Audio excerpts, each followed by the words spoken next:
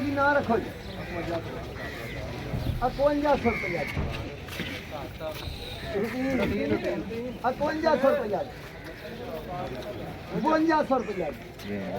5300 रुपया 5400 रुपया 5500 रुपया 5 रुपये 5505 10 15 20 25 30 35 50 55 60 65 70 75 5500 रुपया 5 10 15 20 25 30 35 49 पूरा 50 5650 रुपये बाबा यू देना चाहिए पहला ना रखो जी रखो ना अभी रख लो रूटीन ना रखो 4800 रुपया आ गया भी आज 4900 4905 4950 रूटीन 50 मेरे वाले 4950 4950 कल 75 कर ले 75 पूरा 5000 10 5100 पंजी 5200 10 5300 5 5305 5305 3 5350 55 55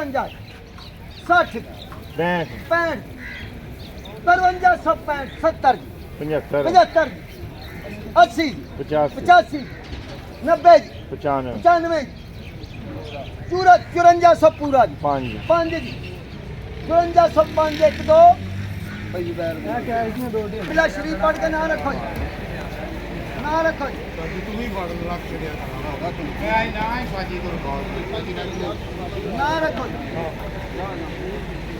ना रखो जी 5000 रुपया 5005 रुपये 5005 5005 रुपये 25 30 50 55 रुपये 60 65 5105 रुपये 10 15 रुपये 20 25 30 35 रुपये 40 45 50 55 60 65 70 75 80 85 5200